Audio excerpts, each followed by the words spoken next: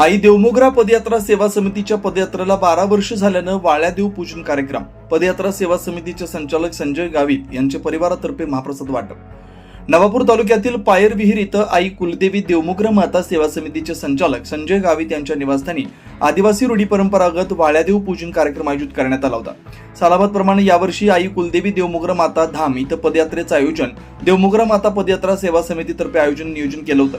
अत्यंत उत्साहानं पायी पदयात्रा करून महाप्रसाद भंडारा वाजत गाजत मातेचं गुणगान करून पदयात्रा रवाना झाली होती.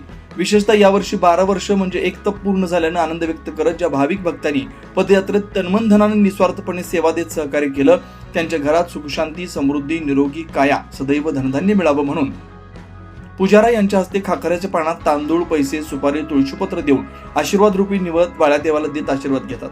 वाळ्यादेव पूजन आई कुलदेवी देवमोगरा माता पदयात्रा सेवा समितीचे संचालक संजय गावित यांच्या पायरविहीर येथील निवासस्थानी संपूर्ण परिवारातर्फे महाप्रसाद सुरुची भोजन व्यवस्था करण्यात आली होती. यावेळी आई देवमोगरा पदयात्रा सेवा समितीचे अध्यक्ष राकेश सोनार, कार्याध्यक्ष जितेंद्र आहिरे, ॲडव्होकेट सत्यानंद गावित, चंदूदादा गावित, जयसिंग गावित, जतनसिंग वसावे, दिनेश कोकणे, सुरेश मावची, ईश्वर गावित, सामोदादा गावित यांच्यासह शेकडो पदयात्रा सेवा समितीचे सदस्य, भाविक भक्त उपस्थित होते.